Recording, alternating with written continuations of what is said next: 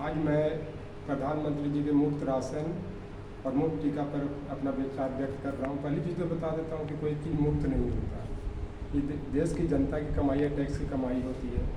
दूसरी चीज़ कि स्वास्थ्य जो है और जीवन जो है मौलिक अधिकार है। भारतीय संविधान के मौलिक अधिकार के अंतर्गत अनुच्छेद 21 में दिया गया है कि जीवन का अधिकार मौलिक अधिकार, इस तरह से संवैधानिक अधिकार है। एक चीज़ और मैं बताता हूँ कि ये जो टीका है या जो मुफ्त राशन है, ये किसान और वैज्ञानिक का दिया हुआ है। लाल बहादुर शास्त्री ने भी, जो पूर्व प्रधानमंत्री थे, उन्होंने भी जय जवान जय किसान का नारा दिया था। क्योंकि जवान देश की सीमाओं की रक्षा करती हैं, तो भी मुफ्त नहीं होता, वो अपना जी जान से रक्षा करते हैं। उसी तरह किसान जी जान से जी तोड़ करके ये फसल उपजाते हैं, उसमें उसका मेहनत लगता है, इसलिए मुफ्त नहीं कहा जा सकता।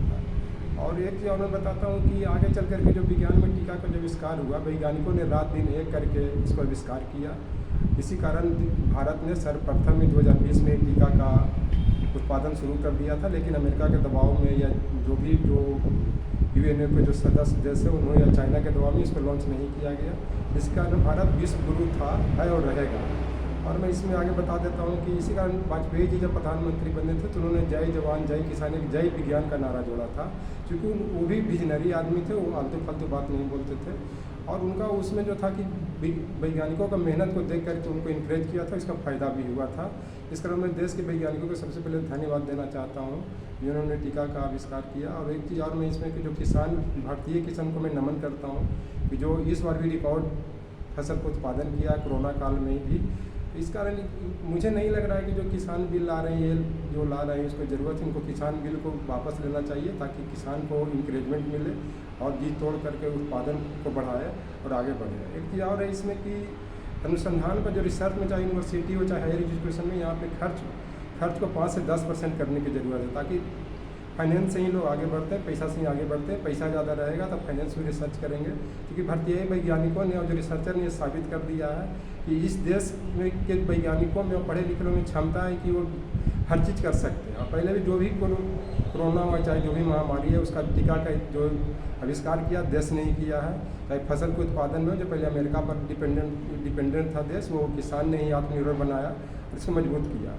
एक चीज़ और है कि यहाँ पे एजुकेशन को, बेसिक शिक्षा को मजबूत करने की ज़रूरत है। जब बेसिक शिक्षा मजबूत होगा तभी रिसर्च में ये आगे बढ़ेंगे और इस पर अच्छा काम करेंगे। और गरीबी मिटाने के लिए शिक्षा को मजबूत करना ज़रूरी है।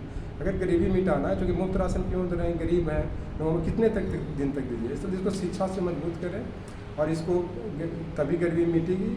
और ख़ास करके जो दलित वर्ग है, जो मुस्लिम कम्युनिटी है, उनमें इंकरेजमेंट लाने की ज़रूरत है, साहस भरने की ज़रूरत है, ताकि ये खुल करके अपने काम करें और आगे बढ़े, तभी ये देश मजबूत होगा। इसलिए संवैधानिक अधिकार है।